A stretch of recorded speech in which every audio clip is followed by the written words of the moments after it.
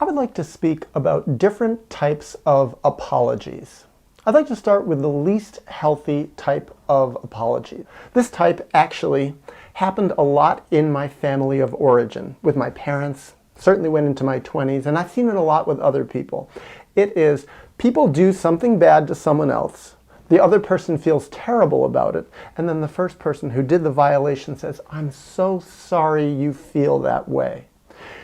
They don't actually say, "I'm sorry that I caused you to feel that way. I'm so sorry I did this behavior that caused you to feel that way." In fact, what they're really saying is, "My behavior that I did to you was perfectly fine. I'm just sorry that you feel bad." That was very familiar to me from my childhood, such that now as an adult, I'm very sensitive when people do that to me, and I hear it quite a bit. Another thing is, I heard a friend describe to me what that kind of fake apology really means.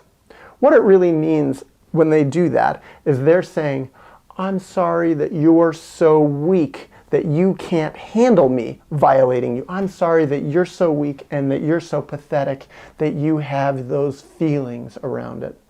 Really what it is it's a double-edged sword. First they violate you, and then they stick it in you again with this fake apology. And then there's the next level up toward healthiness in apologies. It's still a very sick type of apology, and here it is.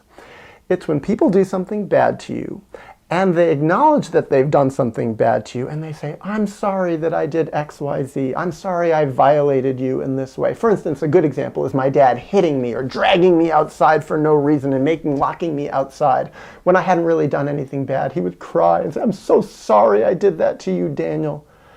But then, actually, he did it again, and he would do it again. So what this type of apology is an apology that acknowledges the bad behavior, but actually has no deeper intention of changing the bad behavior. So in that way, really, it's just a kind of fake, shallow apology. And I really dislike that also, and I see it as very, very common in the world, to the degree that some people, like my dad, my mom also, would apologize for their bad behavior with the expectation that the person they're apologizing to will just instantly forgive them and actually give them a kind of subliminal pass to do that bad behavior again and again.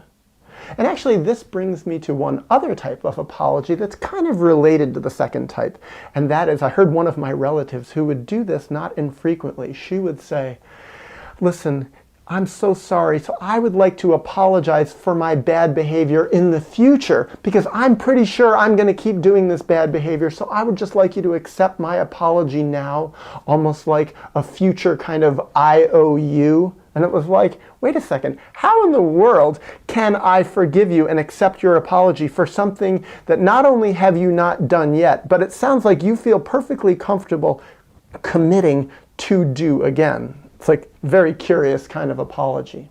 Well, now I'd like to get into one other odd type of apology that's different from all the others and different from the final type of apology, which I see as a healthy apology.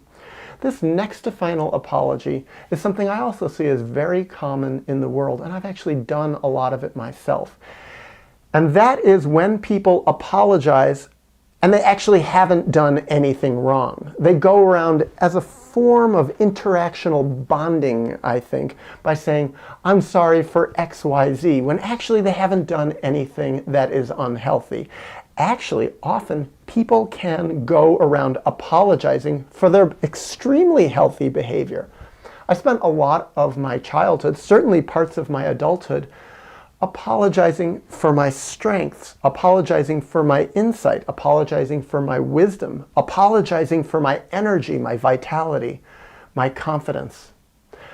I learned as a child that if I didn't push myself down, thwart my strength, apologize for my own true self and my life, I would get rejected more.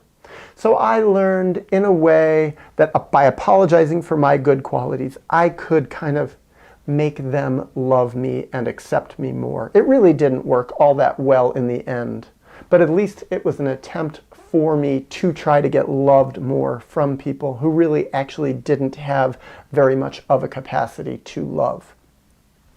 Well, now I'd like to get into healthy apologizing. What is a healthy apology?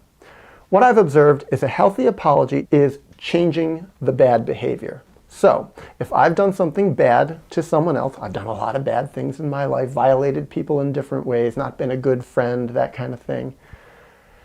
My job is to figure out what I'm doing, to study it, and to change my behavior. And the basic way that I've found to change my behavior, and this is throughout this YouTube channel, is healing my historical traumas, figuring out how I was violated, grieving what was done to me, and returning to my true self, becoming a healthy person. And looking at my bad behavior is a real clue about what happened to me. This is all an internal process. It doesn't necessarily require me acknowledging any of this to the person I have harmed. However, I like to acknowledge often what I have done, if I can find the person I harmed. Maybe it happened 20 years ago. But the main apology, first and foremost, is to change my behavior, is to stop doing that bad behavior, to become a healthier person, to become a true self. And then, sometimes, if it feels appropriate, if it's going to help the other person especially, to go back and to say, you know, I did this wrong thing to you, I want to acknowledge it. And I want to note, most importantly, and show you through my life, through my behavior, that I've changed and I don't do that anymore.